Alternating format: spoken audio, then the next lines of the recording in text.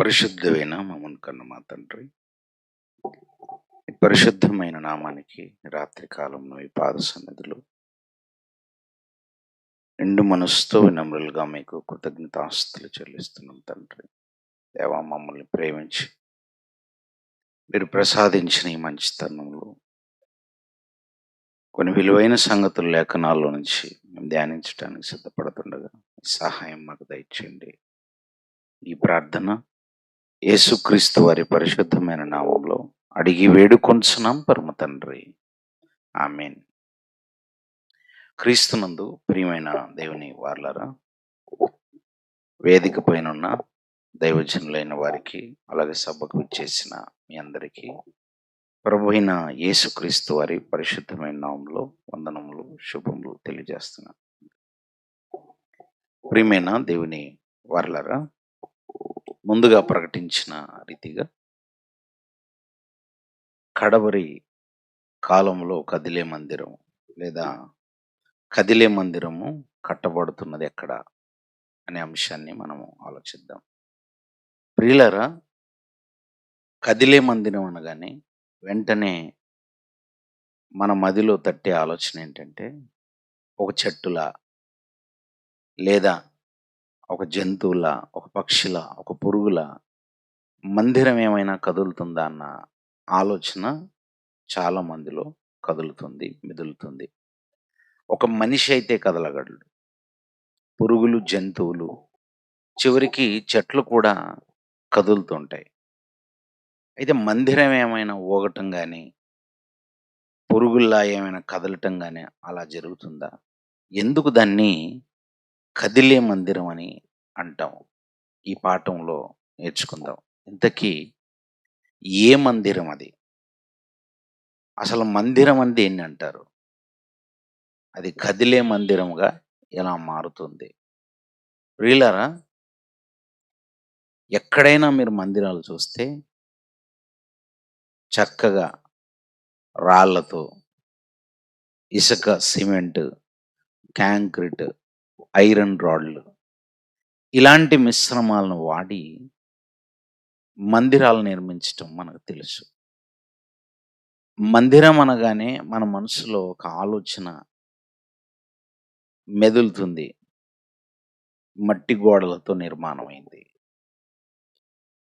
రాళ్ళ కట్టడాలు గుర్తొస్తుంటాయి మనకు. అందుకే మనం ఎంతసేపు మందిరం అనగానే ఒక స్థిరమైన కట్టడాన్ని జ్ఞాపకం తెచ్చుకుంటాం. అదే మనకు నేర్పించారు. పాటలు కూడా రాశారు కొందరు కవులు. గుడి గోడ అని రాశారు. గుడి అనేది ఏంటి? గోడ. కానీ కవి రాస్తూ కొంచెం ఒక అడుగు ముందుకేసి గుడి గోడలలో లేడు దేవుడు అన్నాడు అని ఇక్కడ వరకు బాగా చెప్పి, మళ్ళీ రెండో భాగానికి వచ్చిన తర్వాత గుండె గుడిలో ఉన్నాడు చూడు. గుండెని చీల్చి చూడండి, ఉంటాడా? గుండెలో ఉండడు. గుండెలో రక్తం ఉంటుంది, అందుకే చీల్చుకోదు, చచ్చిపోతారు. మరి గుండెని చీలిస్తే మనిషి చచ్చిపోతాడు. గుండెలో ఉండేది రక్తము. గుండెలో 2 జఠరికలు, 2 కర్ణికలు ఉంటాయి, ధమనులు, సిరలు ఇవన్నీ ఉంటాయి తప్ప గుండెలో దేవుడు ఉండడు. అలా చెప్పారు, అది తప్పిదమే. ఇకపోతే ఈ కట్టడం అనేటువంటి దాని గురించి ఆలోచిస్తున్నప్పుడు బైబిల్‌లో చాలా కట్టడాలు కనబడతాయి.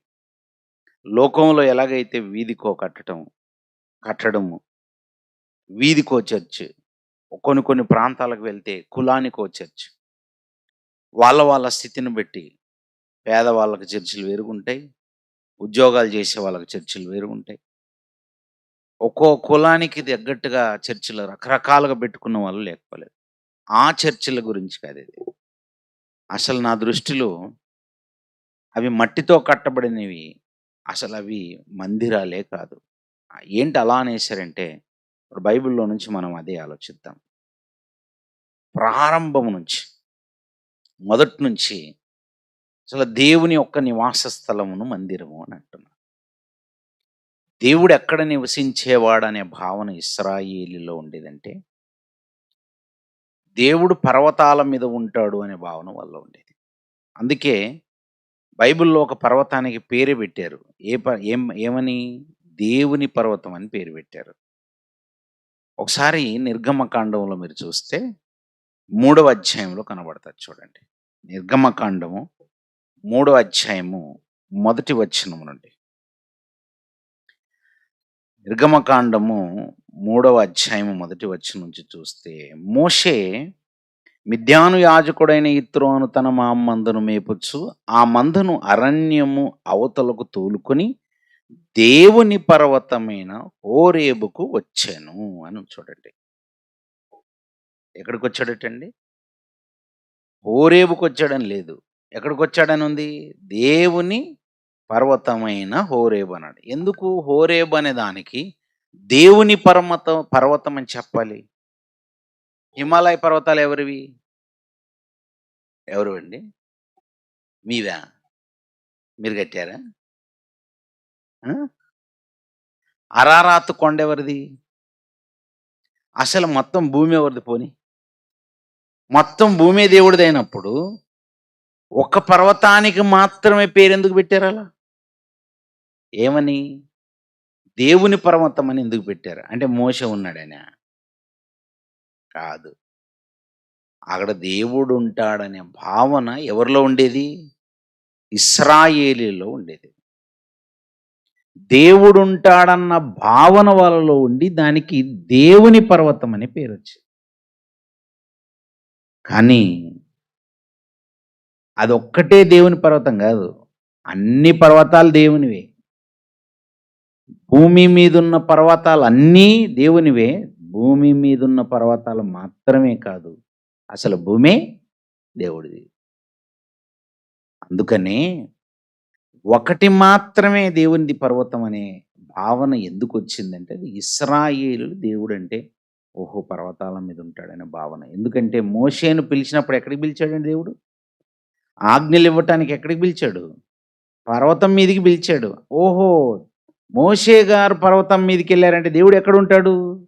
పర్వతం మీద ఉంటాడు. అలాంటి భావనతో వాళ్ళు ఓహో దేవుడంటే పర్వతాల మీద ఉంటాడు అనుకున్నారు. కానీ నిజంగా అది దేవుని నివాస స్థలం అంటే కాదు. మనకు తెలుసు దేవుడు పర్వతాల మీదను కొండల మీదను ఉంటాడనే భావన తప్పు. కానీ బైబిల్ని బాగా పరిశోధన చేస్తుంటే మాత్రము బైబిల్లో మందిరాలు మాత్రం కనబడుతుంటాయి. దేవుడే తానే ఏరుకోరి మందిరమును నిర్మించమని చెప్పిన సందర్భాలు ఉన్నాయి. నా కొరకు మందిరాన్ని కట్టండి నాయన అని చెప్పిన సందర్భాలు ఉన్నాయి. అలాగే నేను వద్దన్నాడని కాదు, కట్టమన్నాడు. ఉంది, బైబిల్లో కూడా ఉంది. ఒకసారి నిర్గమకాండం 40వ అధ్యాయం చూడండి. నిర్గమకాండము 40వ అధ్యాయములో ప్రారంభ వచనము 2వ వచనం. నిర్గమకాండము 40వ అధ్యాయము ప్రారంభ వచనము ఆ తర్వాత 2వ వచనాన్ని చూస్తే, మరియు దేవుడైన యెహోవా మోషేతో ఇట్లా అన్నాడట. ఏమని? ఆ నెలలో మొదటి నెల లేదా మొదటి దినమున నీవు ప్రత్యక్షపు గుడారపు మందిరమును నిలవబెట్టవలెను. వచ్చిందా? మందిరము అని వచ్చింది చూడండి. ఇక్కడ నీవు మందిరమును నిలవబెట్టవలెను అని చెప్పాడు చూడండి. మొదటి నెలలో మొదటి దినమున నీవు ప్రత్యక్షపు గుడారపు మందిరమును నిలవబెట్టవలెను అని అన్నాడు. అంటే మొదటి నెల అనగానే జనవరి నెల కాదు. ఇక్కడ మనకు మొదటి నెల ఏంటి? సంవత్సరంలో మనకు మొదటి నెల ఏంటండి? జనవరి నెల. ఇశ్రాయేళ్ళకి జనవరి కాదు, ఇశ్రాయేలీయుల నెలలలో సంవత్సరంలోని మొదటి నెల అబీబు నెల. అలాగ అది ఆ మొదటి నెల అంటే అది. ఆ నెలలలో మొదటి దినమున ఏం చేయమంటున్నాడు? నాయనా మోషే నా కొరకు ఒక గుడారమును ఏర్పరచు అని చెప్పాడు. దేవుడే చెప్పాడు. ఆ గుడారానికి దేవుడు ఏమంటున్నాడు? మందిరము అంటున్నాడు. డేరాలతో దాన్ని నిర్మాణం చేశాడు. మోషే గారి నిర్మాణం చేశారు. దానికి ప్రత్యక్షపు గుడారం అని పేరు. ప్రత్యక్ష గుడారపు మందిరము నిలబెట్టమంటే, మరి నిలబెట్టమన్న మోషే గారు నిలబెట్టారా లేదా? 16వ వచనం చూడండి. 16వ వచనము. అదే 40 అధ్యాయంలోనే నిర్గమకాండం 16వ వచనంలో, మోషే ఆ ప్రకారము చేసెను, యెహోవా అతనికి ఆజ్ఞాపించిన వాటినన్నిటినీ చేసెను, అలాగున చేశాడు అని చెప్తున్నాడు. ఎలాగున? గుడారాన్ని నిర్మాణం చేయమంటే చేశాడు. మందిరాన్ని నిర్మాణం చేయనయనంటే చేశాడు. అది ఎప్పుడు చేశాడట? 2వ సంవత్సరమున మొదటి నెలలో మొదటి దినమున మందిరము నిలవబెట్టబడెను. నిర్మాణం అయిపోయిందా? మందిర నిర్మాణ ప్రక్రియ జరిగిపోయింది. ఇది చరిత్రలో దేవుడు కట్టించిన మొట్టమొదటి మందిరం అండి. అప్పటి వరకు చరిత్రలో మందిరము అనేదే లేదు. దేవుడు మందిరము, దేవుని మందిరము అనేటువంటి పేరుగా లేదు అప్పటి వరకు. అంటే ఇశ్రాయేలీయులు అంతకుముందున్న వారు అనుకోవటమే కానీ, దేవుడు పర్వతాల మీద ఉంటాడు, ఇది దేవుని పర్వతం అని అనుకోవటమే కానీ, అది ప్రత్యేకంగా దేవుని యొక్క నివాస స్థలం అన్నట్టుగా పిలువబడిన దాఖలాలు మాత్రం లేవు. కానీ దేవుడే మొట్టమొదటిసారిగా మోషే గారి కాలములో ఇశ్రాయేలీయులు ఐగుప్తు దేశములోని బానిసరకములో నుండి విడిపించబడి పాలు తేనెలు ప్రవహించే దేశానికి ప్రయాణమవుతున్న రోజులలో అరణ్యములో వారు ఉంటున్నప్పుడే మోషే గారిని దేవుడు పిలిచి, నా కొరకు ఒక మందిరమును ఏర్పాటు చేయు అని దాని కొలతలు చెప్పి, అది ఎలా నిర్మాణం చేయాలో చెప్పగా మోషే గారు దాన్ని చేసేశారు. అంటే first time in the history ఒక నిర్మాణం జరిగింది, దేవుని మందిరము. అదే డేరాలతో, గుడారము. అప్పటికది గుడారం. ఇది మొట్టమొదటి మందిరం చరిత్రలో. రైట్. ఇది మొట్టమొదటి మందిరం అయితే, మరి ఇదే దేవుని యొక్క కడవరి మందిరము లేదా కదిలే మందిరమా? ఇదే కదిలే మందిరం అంటే డేరాలు కదిలే మందిరాలు కాదు. డేరా ఏదో కదులుతుందని చెప్పేసి ఇది కదిలే మందిరంగా తీసుకోవటానికి లేదు. దేనిని కదిలే మందిరం అంటారు? అసలు ఇంతకీ మీరు కదిలే మందిరం అంటున్నారు, బైబిల్లో ఎక్కడైనా ఇది కదిలే మందిరం అని కానీ, లేదా ఇలాంటిదని అర్థం వచ్చే విధంగా ఎక్కడైనా ఉందనంటే, వాక్య పఠనం చేశారు కదా సహోదరులు, ఒకసారి ఆ మాట చదువుదాం. హగ్గై గ్రంథం. హగ్గై గ్రంథము 2వ అధ్యాయము 9వ వచనం చూద్దాం. హగ్గై గ్రంథము 2వ అధ్యాయం 9వ వచనములో, ఈ కడవరి మందిరం యొక్క మహిమ మునపటి మందిరం యొక్క మహిమను మించున్నది. ఈ కడవరి మందిరం యొక్క మహిమ మునుపటి మందిరం యొక్క మహిమను మించునని సైన్యములకు అధిపతియగు యెహోవా సెలవిచ్చుచున్నాడు. ఈ స్థలమందు నేను సమాధానము నిలుపననుగ్రహించెదను. ఇదే సైన్యములకు అధిపతియగు యెహోవా వాక్కు. అంటే దేవుడు అంటున్నాడు, నేను ఒక మందిరాన్ని ఏర్పాటు చేయబోతున్నాను, లేదా ఒక మందిరము నిర్మాణం చేయబడబోతుంది. ఆ మందిరం ఎలాంటిదంటే మునుపటి మందిరము కంటే ఇది చాలా గొప్ప మహిమను కలిగి ఉంటుంది. మహిమ అంటే అసలు చరిత్రలో మీరు చూడనంత గొప్పదిగా ఉంటుంది. ఇది కడవరి మందిరము అని పేరిచ్చాడు దానికి. ఈ కడవరి మందిరం యొక్క మహిమ మునుపటి మందిరం యొక్క మహిమను మించును అని అన్నాడు. సరే, ఇప్పుడు మునుపటి మందిరం అంటే ఫస్ట్ టైం చరిత్రలో నిర్మించబడిన మందిరం ఏది? ఇప్పుడే చదివాము. అదే మోషే గారు నిర్మించిన గుడారమే ఒక మందిరము. అంటే ఇప్పుడు దానికంటే మించినదనా దాని అర్థం? చూద్దాం. దానికంటే మించిందా? అసలు మొట్టమొదట చరిత్రలో ఏర్పాటు చేయబడిన మందిరము కంటే గొప్పది కూడా వచ్చాయి తర్వాత. అందులో ఎస్పెషలీ ఈ డేరాలతో నిర్మాణం చేయబడినటువంటి మందిరం ఏదైతే ఉందో తర్వాత అది కనబడదండి మనకి. ఏమైపోయింది? ఎప్పుడైతే ఇశ్రాయేలీయులు అరణ్యములో నుంచి దేవుడు వారికి ఇచ్చినటువంటి వాగ్దాన భూమిలోనికి అడుగు పెట్టేశారో, వాళ్ళ సొంత దేశం అయినటువంటి కానానులోనికి ఎప్పుడైతే వచ్చేసారో, పాలు తేనెలు ప్రవహించే దేశానికి వచ్చిన తర్వాత చిన్నపాటి యుద్ధాలు జరగటము, ఆ తర్వాత దేవుడు ఏర్పరచమని చెప్పినటువంటి గుడారం కాస్త కంటికి కనబడకుండా పోవటం అనేది జరుగుతుంది. ఏమైపోయింది? ఎప్పుడైతే శత్రువులు వచ్చేసి వీళ్ళ మీద పడతారో, వీళ్ళు మందిరంగా చెప్పబడినటువంటి దాంట్లో ఉన్నటువంటి అత్యంత ప్రాముఖ్యమైన పరిశుద్ధమైన వస్తువులన్నీ వాళ్ళు చెరపట్టి తీసుకొని వెళ్ళిపోయారు. ఇలా చెరపట్టి తీసుకొని వెళ్ళిపోయిన సందర్భాలు, లేదా మందిరంలా కనబడకపోవటం. ఒక మాటలో చెప్పాలంటే దావీదు గారి కాలం నాటికి వచ్చేసరికి దావీదు గారేమో రాజనగర్లో ఉంటూ దేవదారు మ్రానుతో కట్టినటువంటి ఒక చక్కటి నిర్మాణంలో ఆయన ఉంటే, ఒకరోజు ఆయన మందిరాన్ని చూశాడు. అదేంటి, దేవుని మందిరం ఏంటి డేరాల్లో ఉంది. అంతకంటే ముందు దేవుని మందిరం చెరపట్టబడి ఉందన్న విషయం తెలుసుకొని అక్కడి నుంచి తెప్పించుకున్నాడు. తెప్పించిన తర్వాత కూడా ఏంటి, మందిరం ఇక్కడ డేరాల్లో ఉంది, నేనేమో రాజనగర్లో ఉంటున్నాను, దేవదారు మ్రాణితో కట్టిన నగర్లో నేను ఉండటం ఏంటి, నేను ఒకప్పుడు మందలు మేపుకుంటూ అడవిలో అరణ్యములు ఉండేవాడిని కదా, అరణ్యములో ఉండవలసినటువంటి నన్నేమో దేవుడు ఇంత గొప్ప స్థితికి తీసుకుని వచ్చి రాజును చేసి రాజనగర్లో ఉంటే దేవుని మందసం ఏంటి డేరాల్లో ఉంది అని ఆయన గుండె చివుక్కుమంది. అనుకున్నాడు, దేవునికి ఎలాగైనా సరే ఒక మందిరం కట్టాలి. ఇలాంటి మందిరం కాదు, చరిత్రలో ఎవ్వరు ఊహించని గొప్ప మందిరాన్ని కడదామని దానికి సంబంధించి వస్తువులన్నిటినీ సమకూర్చుకున్నాడు. సమూయేలు 2వ గ్రంథం, సమూయేలు 2వ గ్రంథము 7వ అధ్యాయము 2వ వచనం చూస్తే, సమూయేలు 2వ గ్రంథము 7వ అధ్యాయం 2వ వచనంలో, నేను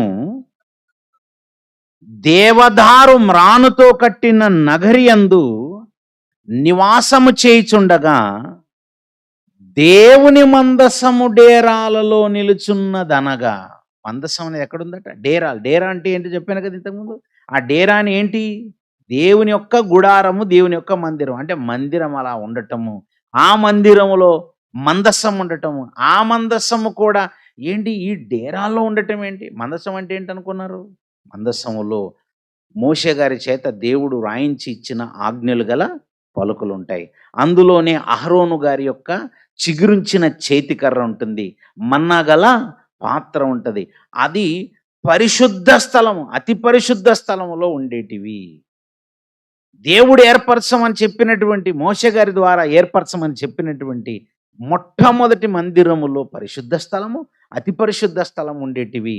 కానీ దావీదు గారు చూశారట, ఏంటి, దేవదారు మ్రానుతో కట్టిన నగరి యందు నేను వాసము చేస్తుండగా దేవుని మందిరము డేరాల్లో నిలిచి ఉన్నది. అప్పుడు ఆయన మనసు నొచ్చుకుంది నాతాను గారిని, ఇదిగో నాతాను, యెహోవా నీకు తోడుగా ఉన్నాడు, నీకు తోచినదంతా చేయు దావీదు అని దావీదును నాతాను చెప్పటం.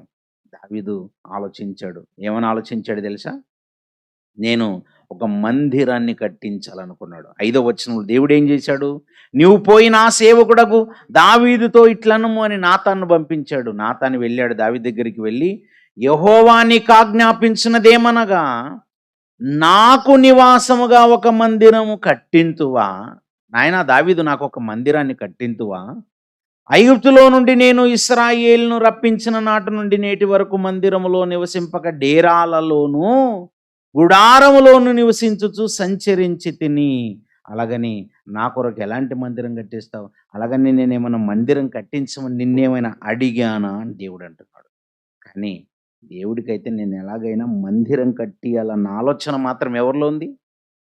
దావీదు గారిలో ఉంది. ఇప్పుడు దావీదు గారిలో ఉన్నటువంటి కోరికను దేవుడు మన్నించాడండి. దినవృత్తాంతముల గ్రంథం, దినవృత్తాంతముల 2వ గ్రంథము 28వ అధ్యాయం, దినవృత్తాంతముల 2వ గ్రంథము 28వ అధ్యాయము 2వ వచనము నుండి, అతడు ఇశ్రాయేలు రాజుల మార్గమునందు నడిచి, బయలు దేవతా రూపం, మొదటి గ్రంథం అనుకుంటా చూడండి బాబు, మొదటి గ్రంథం, మొదటి గ్రంథము. అప్పుడు రాజైన దావీదు లేచి నిలబడి ఇలాగు సెలవిచ్చెను, నా సహోదరులారా, నా జనులారా, నా మాట ఆలకించుడి. యెహోవా నిబంధన మందసమునకు మన దేవుని పాదపీఠమునకును విశ్రమ స్థానముగా ఉండుటకు ఒక మందిరము కట్టింపవలనని నేను నా హృదయమందు నిశ్చయించుకొని సమస్తము సిద్ధపరిచితిని. మొత్తం అన్ని సిద్ధపరిచాను. ఒక మందిర నిర్మాణం చేయటానికి ఏవేవి అవసరం అన్నిటినీ సిద్ధపరిచాను. అయితే దేవుడు దావీదుతో ఏమని చెప్పించాడు? నీవు యుద్ధములు జరిగించి రక్తము ఒలికించిన వాడవు గనుక నీవు నా నామమునకు మందిరమును కట్టించకూడదని దేవుడు నాకు ఆజ్ఞ ఇచ్చాను. నాయన దావీదు, నువ్వు బాగా యుద్ధాలు చేసావు నాయన, నువ్వు అలసిపోయావు. ఫిలిస్తీన్లతో యుద్ధం అంటే ఫిలిస్తీన్లతో యుద్ధం చేసావు, అమోరీలతో అంటే అమోరీలతో, మోయాబీలతో ఎవరితోనైనా యుద్ధం చేయడానికి నిలబడ్డావు నాయన. అసలు దేవుని పక్షాన నువ్వు యుద్ధం చేయడానికి నిలబడ్డావు. నీ చేతులు రక్తసిక్తమైపోయి, అందుకే నువ్వు రక్తం ఒలికించిన చేతులతో మందిరాన్ని కడితే ఆయన ఎంతో మందిని చంపి కట్టాడంటారు నాయన. ఆ నింద రాకూడదు. ఇంకోటి, నువ్వు యుద్ధాలు చేసి అలసిపోయావు నాయన. ఈ వృద్ధాప్యం ఉంది, ఇంత పెద్ద ప్రాజెక్టుని ఎందుకు భుజాన వేసుకుంటావు? ఓ పని చెయ్యి, నువ్వు రెస్ట్ తీసుకో. నీ గర్భములో నుంచి వచ్చేటువంటి కుమారుని ద్వారా నేను ఆ నిర్మాణం చేయిస్తాను. దేవుడే చక్కగా ఈ మాటను భరోసాగా ఎప్పుడైతే దావీదు గారికి ఇచ్చారో, అప్పుడు దావీదు గారి తర్వాత వచ్చినటువంటి సొలొమోను మందిర నిర్మాణం స్టార్ట్ చేశాడు. మరి సొలొమోను గారి యొక్క మందిర నిర్మాణ ప్రక్రియ ఎలా సాగింది? ఒకసారి మీ చేతిలో ఉన్న బైబిల్లోంచి రాజుల మొదటి గ్రంథం చూడండి. రాజుల మొదటి గ్రంథము 6వ అధ్యాయము. రాజుల మొదటి గ్రంథం 6వ అధ్యాయము 37వ వచనము 38వ వచనం చదువుదాం. రాజుల మొదటి గ్రంథము 6వ అధ్యాయం 37, 38 వచనాల్లో 4వ సంవత్సరము జీపను మాసమున యెహోవా మందిరపు పునాది వేయబడింది. ఇది మొట్టమొదటిసారి చరిత్రలో డేరా లేదా గుడారము తర్వాత, బట్టతో తయారు చేయబడినటువంటి గుడారము తర్వాత ఒరిజినల్గా కట్టడం అనేటువంటిది, దేవుని మందిర నిర్మాణం ఇక్కడే స్టార్ట్ అయింది. సొలొమోను గారు తాను పరిపాలనలోనికి వచ్చినటువంటి 4వ సంవత్సరమున జీపను మాసమున యెహోవా మందిరపు పునాది వేయబడింది. 11వ సంవత్సరము బూలు అను 8వ మాసమున దాని ఏర్పాటు చొప్పున దాని ఉపభాగములన్నిటితోనూ మందిరము సమాప్తమాయెను. ఏం సమాప్తమైందట? మందిరం సమాప్తమైంది. ఇప్పుడు చెప్పండి, యెరూషలేము దేవాలయాన్ని కట్టడానికి పట్టిన సంవత్సరములు ఎన్ని? 7 సంవత్సరములు. తన పరిపాలనలో 4వ సంవత్సరంలో ప్రారంభించి 11వ సంవత్సరంలో కంప్లీట్ చేశాడు. కానీ చాలా మందిలో ఏమని ఆలోచన ఉందంటే, దాన్ని 46 సంవత్సరాలు కట్టారు అనుకుంటారు. యెరూషలేము మందిరాన్ని 46 సంవత్సరాలు కట్టలేదు. మరి అదేంటి? యోహాను సువార్తలో యేసుక్రీస్తు వారికి యూదులు సమాధానం ఇస్తూ ఈ మందిరం ఎన్ని సంవత్సరాలు కట్టారంటారు? ఒకసారి చూడండి. యోహాను సువార్త 2వ అధ్యాయము 19వ వచనం. యోహాను సువార్త 2వ అధ్యాయం 19వ వచనంలో యేసుక్రీస్తు వారు అంటున్నారు, ఈ దేవాలయమును పడగొట్టుడి, నేను 3 దినముల్లో లేపుదును అని చెప్పగానే యూదులు 20వ వచనంలో అంటున్నారు, యూదులు ఈ దేవాలయమును 46 సంవత్సరములు కట్టిరే, నీవు దీనిని 3 దినములు లేపదు అంటున్నారు. ఇప్పుడు చెప్పండి, యెరూషలేము దేవాలయాన్ని 46 సంవత్సరాలు కట్టారా? 7 సంవత్సరాలలో నిర్మాణం పూర్తి చేశారా? ఏది కరెక్ట్? 7 సంవత్సరాలు. మరి ఇక్కడ 46 సంవత్సరాలు ఉంది కదా, మరి దీని సంగతి ఏంటి? అదే మరి బైబిల్ని చాలా జాగ్రత్తగా అర్థం చేసుకోవాలి. అంటే యేసుక్రీస్తు వారు నిలబడిన స్థలములో ఆయన ముందు కనబడినటువంటి దేవాలయం గురించేమో యూదులు చెప్తున్నారు. అది యేసుక్రీస్తు వారి కాలము నాటికి ఉన్న దేవాలయం. అది 7 సంవత్సరాలు కట్టిన నిర్మాణం కాదు, అది వేరే. అది కూడా యెరూషలేము దేవాలయమే. ఇదేంటి ట్విస్టు? యెరూషలేము దేవాలయాలు ఎన్ని ఉన్నాయి? యెరూషలేము దేవాలయం ఒక్కటే. కానీ సొలొమోను గారి కాలంలో నిర్మించబడిన దేవాలయం వేరు, యేసుక్రీస్తు వారు భూమి మీదకి శరీరధారిగా వచ్చినప్పటికీ కనబడుతున్న దేవాలయం వేరు. సొలొమోను గారు కట్టిన దేవాలయమే యేసుక్రీస్తు వారు భూమి మీదకి శరీరధారిగా వచ్చినప్పటి వరకు లేదు. ఏమైంది? మధ్యలోనే దాన్ని కూల్చేశారు. సొలొమోను గారి తర్వాత రెహబాము గారి కాలములో ఇశ్రాయేలు రాజ్యం రెండుగా విడిపోవటము, ఇశ్రాయేలులో 12 గోత్రాల వారు 2 ముక్కలైపోయారు. ఒక 2 గోత్రాల వాళ్ళు బెన్యామీను గోత్రము, యూదా గోత్రము కలిసి యూదులుగా, ఆ తర్వాత 10 గోత్రాల్లోని ఆ 12 గోత్రాల్లోని 10 గోత్రాలు ఇశ్రాయేలుగా పిలువబడి 2 భాగాలైపోతే, ఈ 10 గోత్రాల ఇశ్రాయేలును అష్షూరు వారు చెరలోనికి తీసుకెళ్తారు. యూదులనేమో బబులోనీయులు చెరలోనికి తీసుకెళ్ళిపోతారు. ఈ బబులోనీయులు వచ్చేసి ఊరికే వాళ్ళను సైలెంట్‌గా ఏం తీసుకెళ్ళలేదు.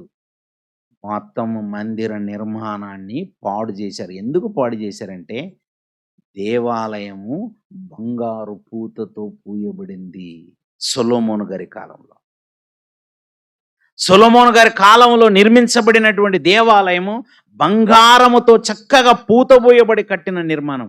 ఆ బంగారము కొరకు ఈ బబులోనీయులు దాన్ని తగలబెట్టారు. తగలబెట్టినప్పుడు ఆ బంగారం కాస్త మొత్తం కరిగి ఆ రాళ్ళ సందుల్లో ఇరిగిపోయి వాళ్ళకి దొరకకుండా పోతే దాన్ని మొత్తం పెకిలించి మరి తర్వాత కాలంలో కూల్చేశారు.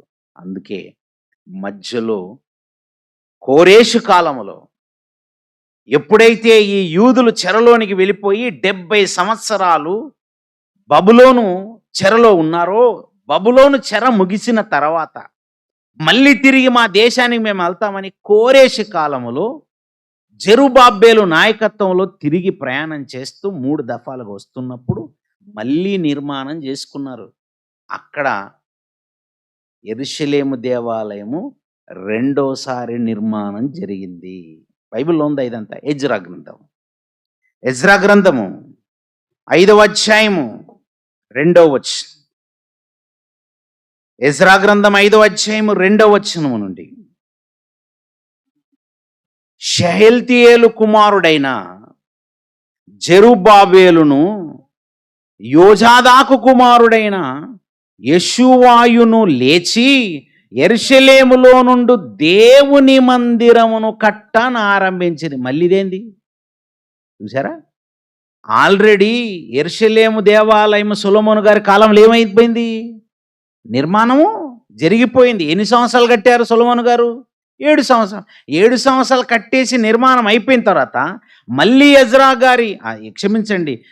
జెరుబ్బాబెలు గారి కాలములో వీళ్ళు కట్టారంటారేంటి? మళ్ళీ నిర్మాణం చేస్తున్నారు. దేవుని మందిరమును కట్టనారంభించిరి అంటున్నారేంటి? ఎక్కడ? మళ్ళీ యెరూషలేములో నుండు. అంటే యెరూషలేములో 2వ మందిరం కట్టారా? కాదు. ఏ మందిరం అయితే సొలొమోను గారి కాలములో నిర్మించబడిన మందిరము ఆ తర్వాత కాలములో శిథిలావస్థకు చేరింది లేదా కూల్చబడిన మందిరాన్ని మళ్ళీ ఆ ప్రాకారముల నిర్మాణం ప్రారంభించారు. అలా ప్రాకారమును నిర్మాణం ప్రారంభించారు అన్న విషయాన్ని దేవుడు ఇక్కడ ఎజ్రా గ్రంథంలో చెప్తున్నారు. దేవుని మందిరమును కట్టనారంభించిరి మరియు యెహోవా యొక్క ప్రవక్తలు వారితో కూడా నుండి సహాయము చేయుచు వచ్చిరి. మరి కంప్లీట్ చేశారా లేదా? 6వ అధ్యాయం చూడండి. 6వ అధ్యాయము 16వ వచనం. 6వ అధ్యాయం 16వ వచనంలో, అప్పుడు ఇశ్రాయేలీయులను యాజకులను లేవీయులను చెరలో నుండి విడుదల నొందిన తక్కిన వారును దేవుని మందిరమును ఆనందముతో ప్రతిష్ఠించిరి. దేవుని మందిరాన్ని ఏం చేశారట? ఇప్పుడు ఎన్ని మందిరాలు వచ్చాయి? ఏమైంది చెప్పుకుంటూ పోతున్నాడు, ఎన్ని వచ్చేది లేదు. అలా ఉంటుంది మనం లెక్క అంతా. మొట్టమొదటి మందిరము చరిత్రలో గుడారము మోషే గారి ద్వారా నిర్మాణమైనది మొదటిది. అది తాత్కాలికంగా కొంతకాలం మాత్రమే కనబడుతుంది. తర్వాత దాన్ని కనుమరుగైపోయిన మందిరంగా, ఆ కనుమరుగైపోయిన మందిరం స్థానములోనే దావీదు గారు దేవుని కొరకు బంగారు దేవాలయమును కట్టాలనుకున్నాడు. అది సొలొమోను గారి ద్వారా కట్టబడింది. అది 2వ మందిరంగా కనబడుతుంది. ఇకపోతే ఆ 2వ మందిరం సొలొమోను గారి కాలంలో నిర్మాణమైంది కూడా శిథిలావస్థకు చేరటము. దాని స్థానములో మళ్ళీ జెరుబ్బాబెలు గారి నాయకత్వంలోని మందిరము నిర్మాణం జరిగినట్టుగా కనబడింది. ఎన్ని వచ్చాయి ఇప్పటికి? 3 వచ్చాయి. ప్రస్తుతానికి 3 వచ్చాయి. అయితే ఇప్పుడు ఈ మూడింటిలో ఏ మందిరానికి అధిక మహిముంది? దీన్ని పోల్చుకోవాలి ఇప్పుడు. మనం హగ్గయి గ్రంథంలో ఏమని చదివాము? కడవరి మందిరం యొక్క మహిమ మునుపటి మందిరం కంటే మించున్నది అని చదివాం. ఇప్పుడు కడవరి మందిరం అంటే ఈ మూడింటిలో ఏది?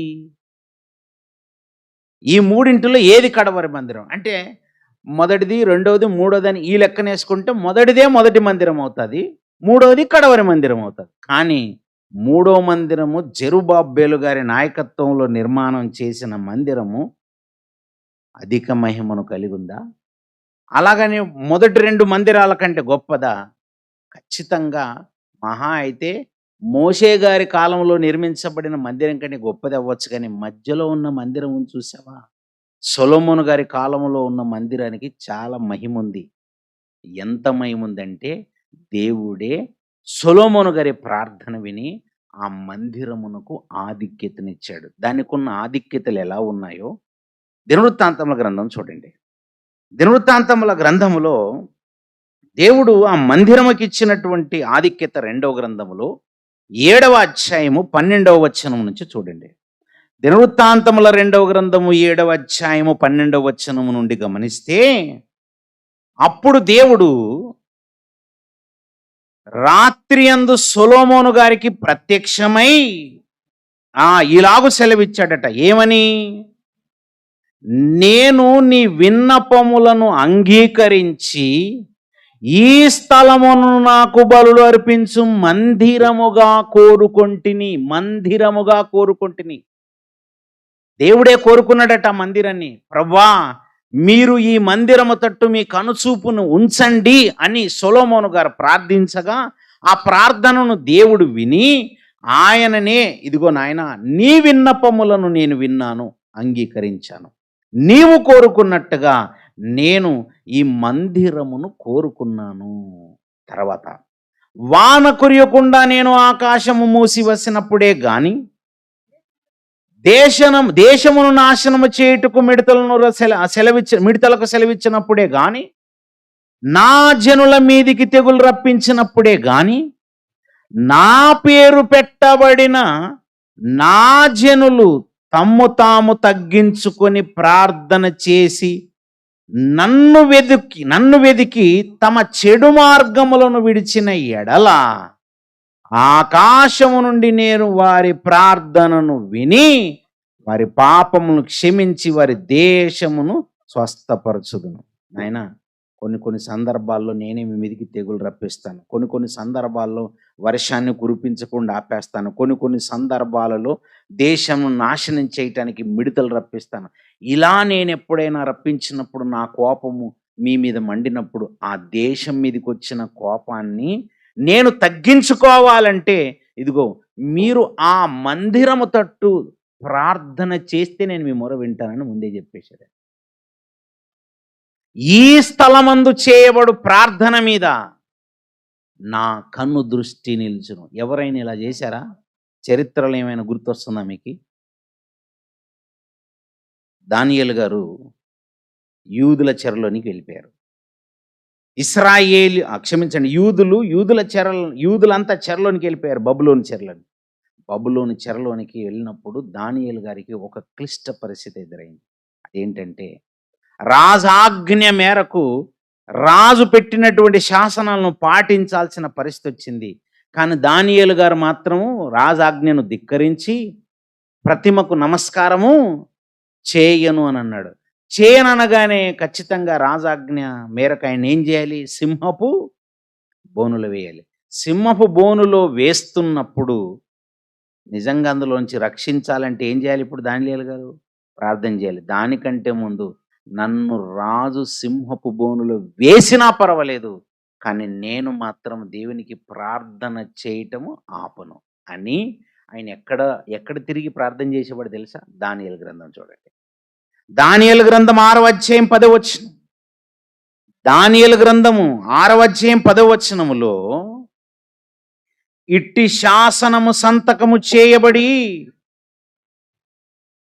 ఏనా దానియేలు తెలుసుకొనినను అతడు తన ఇంటికి వెళ్ళి యథాప్రకారముగా అనుదినము ముమ్మారు మోకాళ్ళుని తన ఇంటి పై కిటికీలు యెరూషలేము తట్టుకు తెరవబడి ఉండగా తన దేవునికి ప్రార్థన చేయుచు ఆయనను స్తుతించుచు వచ్చెను.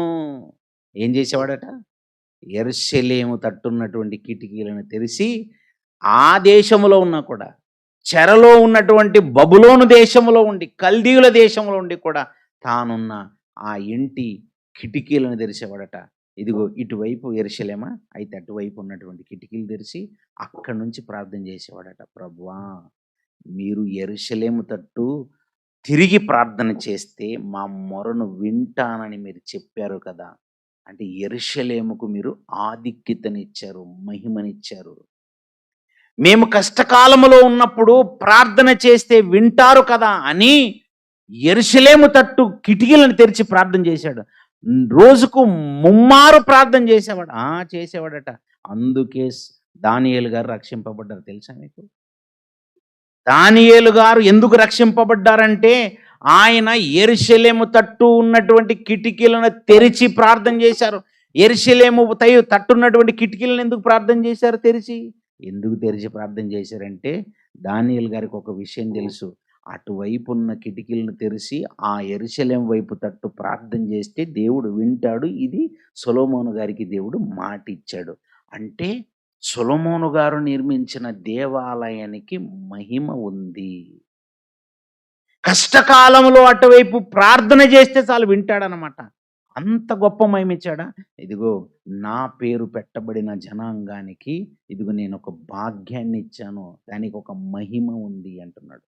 అంటే మోషే గారు నిర్మించిన గుడారం కంటే దీనికి మహిమ ఉన్నట్టేనా? ఉంది మరి. అయితే మరి జెరుబ్బాబెలు గారి నాయకత్వంలో నిర్మించబడింది ఏమైనా కడవరి మందిరమా? అదే కడవరి మందిరం అయితే మునుపటి మందిరము కంటే, లేదా మునుపటి మందిరంగా చెప్పబడుతున్న యెరూషలేము కట్టడము కంటే జెరుబ్బాబెలు గారి నాయకత్వంలో నిర్మాణమైన ఆ మందిరానికి అధికమై ఉండాలి. ఉందా? లేదట. ప్రజలు చెప్పుకుంటున్నారట. ఏమని? ఈ జెరుబ్బాబెలు కానీ ఈ బ్యాచ్ అంతా కలిసి మందిరాన్ని కట్టారు కానీ అసలు ఇది యెరూషలేములో ఒకప్పుడు మందిరం ఉండేది కదా, సొలొమోను గారు కట్టిన నిర్మాణం. అంత గొప్పగా అయితే ఇది కనిపించట్లేదని పబ్లిక్లో మాట్లాడుకుంటున్నారట. హగ్గయి గ్రంథం 2వ అధ్యాయము 3వ వచనం. హగ్గయి గ్రంథము 2వ అధ్యాయము 3వ వచనం చూడండి. పూర్వకాలమున ఈ మందిరమునకు కలిగిన మహిమను, ఏది మీరు చూసిన వాళ్ళు ఉన్నారు కదా? ఏ మందిరమునకు? యెరూషలేము మందిరమునకు కలిగిన మహిమను చూసిన వాళ్ళు మీలో ఉన్నారు కదా. అట్టి వారికి ఇది ఎట్టిదిగా కనబడుతుంది. ఈ జెరుబ్బాబెలు కానీ వీళ్ళ బ్యాచ్ అంతా కలిసి నిర్మాణం చేశారా? ఈ నిర్మాణం ఎలా కనపడుతుంది? అట్టి వారికి. ఎట్టివారు? సొలొమోను గారి కాలంలో మీలో కొందరు ఉన్నారు కదా. సొలొమోను గారి కాలంలో నిర్మించబడిన మందిరాన్ని మీరు చూసిన వాళ్ళు ఉన్నారు. పోనీ సొలొమోను గారి కాలంలో లేరు, ఆ తర్వాత కాలంలో ఆ మందిరం ఉండింది కదా, ఆ మందిరాన్ని చూసిన వాళ్ళు మీలో ఉన్నారు కదా. ఆ మందిరాన్ని చూసిన వాళ్ళు ఒకసారి జ్ఞాపకం తెచ్చుకోండి. ఆ మందిరము ఈ మందిరానికి అసలు ఎక్కడైనా పొంతనుందా?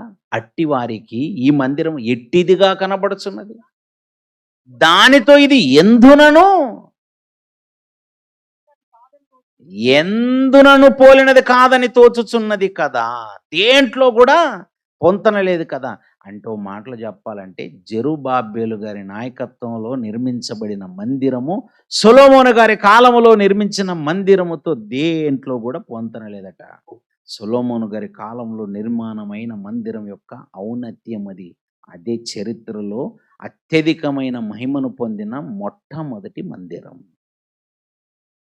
ఆ మొదటి మందిరం కూడా ఎప్పటి వరకు ఆ మహిమను కలిగి ఉంటుందో తెలుసా? ఎప్పుడైతే ఆయన పిల్లలు ఆయన ఆజ్ఞలు పాటిస్తారో ఆయన కనుదృష్టి అక్కడ ఉంటుంది. ఆయన చెప్పినట్టుగా వాళ్ళు వింటారో అప్పటి వరకే. ఆయన ఆజ్ఞలను తూచా తప్పకుండా పాటించేంత వరకు ఆయన కనుదృష్టి అక్కడ ఉంటుంది. కానీ ఆయన ఆజ్ఞలను పాటించకుండా ఆయన చెప్పింది వినకపోతే ఆయన అన్నాడు, నేను ఈ మందిరమును ఖాళీ చేసి వెళ్ళిపోతాను, నేను వదిలేస్తానా మందిరమును. దినవృత్తాంతముల 2వ గ్రంథములు 7వ అధ్యాయం 19, 20 వచనాలు అదే చెప్పాడు. దినవృత్తాంతముల 2వ గ్రంథము 7వ అధ్యాయము 19, 20 వచనాలు, అయితే మీరు తోవ తప్పి నేను మీకు నియమించిన కట్టడలను ఆజ్ఞలను విడిచి ఇతర దేవతలను అనుసరించి వాటికి పూజా నమస్కారమును చేసిన ఎడలా నేను మీకిచ్చిన నా దేశములో నుండి మిమ్మను పెళ్ళగించి నా నామమునకు నేను పరిశుద్ధపరిచిన ఈ మందిరమును నా సన్నిధి నుండి తీసివేసి సమస్త జనములలో దానిని సామెతకాస్పదముగాను నిందాస్పదముగాను చేసేదను. ఒక మాటలో చెప్పాలంటే నేను దాన్ని వదిలేస్తాను, నేను ఉండను అక్కడ అని చెప్పేశాడు. మరి నిజంగానే వదిలేశాడంటే ఇర్మియా గ్రంథం 12వ అధ్యాయంలో చెప్తున్నాడు చూడండి, వదిలేశాడట. ఇర్మియా గ్రంథం 12వ అధ్యాయము 7వ వచనము, నా మందిరమును నేను విడిచి ఉన్నాను. ఎందుకు ప్రభువా విడిచారంటే నేను ముందే చెప్పాను కదా, నేను చెప్పినట్టుగా నా ఆజ్ఞలే గనక మీరు పాటించకపోతే నేను ఖచ్చితంగా నా మందిరమును విడుస్తానని చెప్పాను. విడిచేశాడట. మరి ఇప్పుడు యెరూషలేము దేవాలయము మొత్తం దేవుని పరిశుద్ధ స్థలంగా లేకుండా మందిరాన్ని విడిచేశాడు. మరి ఏది గొప్పది? మరి ఇప్పుడు మొదటి మందిరము పాడైపోయింది, గుడారాలు డేరాలు అవి లేదు పరిస్థితి, అది పోయింది, ఎప్పుడో పోయింది అది. 2వ మందిరం పోని యెరూషలేము దేవాలయం కదా, ఇది గొప్పగా ఉంది, మహిమగలదిగా ఉంది అనుకుంటే ఆ మందిరాన్ని కూడా వదిలేశాడట దేవుడు. పోనీ జెరుబ్బాబెలు గారి నాయకత్వంలో ఉన్నది, అది ఆల్రెడీ చూసాము. మొదటి మందిరం కంటే అది గొప్పదిగా లేదు అని అన్నారు. మరి ఇంకేం మిగిలింది? ఇప్పుడు ఒకటి కనబడుతుంది. యేసుక్రీస్తు వారి కాలములో నిర్మించబడి ఉన్న మందిరం. యేసుక్రీస్తు వారు భూమి మీదకి వచ్చేటప్పటికే 46 సంవత్సరాలు. ఎవరు కట్టారో ప్రత్యక్షంగా సాక్ష్యాలు మాత్రం బైబిల్లో లేవు. ఉన్నాయి, చూపించాను ఇప్పటివరకు ఉన్నవన్నీ చూపించాను. మొట్టమొదటి మందిరం మోషే గారు డేరాలతో కట్టింది చూపించాను. 2వ మందిరం యెరూషలేము మందిరము, అది మహిమగలదిగా కొంతకాలం ఉన్నట్టుగా చూసాము. 3వ మందిరము జెరుబ్బాబెలు గారి నాయకత్వంలో నిర్మాణమైన మందిరం చూశాను. అది సొలొమోను గారు నిర్మించిన మందిరం కంటే మహిమగలదిగా అయితే లేదు. ఇకపోతే 4వ మందిరం కనబడుతుంది. అదే యేసుక్రీస్తు వారి కాలము నాడు కనబడుతుంది. యేసుక్రీస్తు వారి దేవాలయంను పడగొట్టండి, దీనిని 3 దినములలో లేపేస్తానంటే యూదులు అన్నారు దీనిని 46 సంవత్సరాలు కట్టారన్నారు. ఎవరు నిర్మించారో ప్రత్యక్షంగా ఈ ఆధారాలు లేకపోయినా హేరోదులలో ఎవరో ఒకరే నిర్మించుంటారు. ఎందుకంటే యేసుక్రీస్తు వారి కాలంలో పరిపాలిస్తున్నది ఎవరు? హేరోదుల చరిత్ర. అంటే 46 సంవత్సరాల నిర్మాణము, అది హేరోదులలో నిర్మించబడిన నిర్మాణం. ఆ లోకంలో అయితే దాన్ని మహా హేరోదు నిర్మించాడని చెప్తారు. ఎందుకంటే లోకంలో ఉన్నది నేను చెప్పట్లేదు మీకు. ఇకపోతే 46 సంవత్సరాలు నిర్మాణం చేసింది ఏమైనా మరి కడవరి మందిరమా? అదేమైనా గొప్ప మందిరమా అంటే ఆ మందిరం గురించి యేసుక్రీస్తు వారు ఏమంటున్నారు? యోహాను సువార్త 2వ అధ్యాయం చూడండి. యోహాను సువార్త 2వ అధ్యాయం 21వ వచనము. దానికంటే ముందు పై మాటలు యేసుక్రీస్తు వారు అక్కడ నిలబడి చెప్తున్న 19వ వచనం నుంచి చదువుదాం. యేసుక్రీస్తు వారు అంటున్నారు, ఈ దేవాలయమును పడగొట్టుడి, 3 దినముల లోపు దాన్ని లేపుదునని వారితో చెప్పాను. అసలు ఈ దేవాలయాన్ని లేపుతానన్న మాట, ఈ కన్వర్జేషన్ ఎప్పుడు వచ్చింది, ఎందుకు వచ్చిందంటే యేసుక్రీస్తు వారు పస్కా పండుగను ఆచరించడానికి యెరూషలేముకు వెళ్ళారు. యెరూషలేముకు వెళ్ళినప్పుడు యెరూషలేములో సిచ్యువేషన్ ఎలా ఉందో 13వ వచనం నుంచి చూద్దాం. 13, యూదుల పస్కా పండుగ సమీపింపగా యేసు యెరూషలేమునకు వెళ్ళి దేవాలయములో ఎడ్లను, గొర్రెలను, పావురములను, అమ్మవారును, రూకలు మార్చువారును కూర్చుండుట చూచి తాళ్ళతో కొరడాలు చేసి గొర్రెలను, ఎడ్లనన్నిటినీ దేవాలయంలో నుండి తోలివేసి రూకలు మార్చువారి రూకలను చల్లివేసి వారి బల్లలు పడదోసి పావురములు అమ్మవారితో వీటిని ఇక్కడి నుండి తీసుకొని పోండి, నా తండ్రి ఇల్లు వ్యాపారపు టిల్లుగా చేయకూడని వారితో చెప్పాను. ఎలా మార్చారట వాళ్ళు? అది దేవాలయం లాగుందా, వ్యాపారపు ఇల్లు లాగుందా? మొత్తం వ్యాపారపు ఇల్లుగా మారిపోయింది. ఇది ఇప్పుడు మహిమగలది ఎలా అయితే చెప్పండి. యేసుక్రీస్తు వారు యెరూషలేములోనికి రాగానే అక్కడ దేవుణ్ణి గొప్పగా ఆరాధిస్తూ, దేవుని మాటలు ప్రకటిస్తూ అలా ఉంటే పర్వాలేదు. మనం కూడా అనుకునేవాళ్ళం, ఓహ్! 46 సంవత్సరాలు కట్టారు గనుక ఇది చాలా మహిమగలదే, గొప్పది అనుకునేవాళ్ళం. లేదట. రూకలు మార్చేవాడు రూకలు మారుస్తున్నాడట. పావురాలు అమ్మేవాడు అసలు పావురాలు ఎందుకు అమ్ముతున్నారు అనుకున్నారు? రూకలు ఎందుకు మారుస్తున్నారు? అంటే పాప పరిహారార్థ బలిగా ధర్మశాస్త్రం ప్రకారంగా పక్షుల బలి, జంతువుల బలి జరగాలి.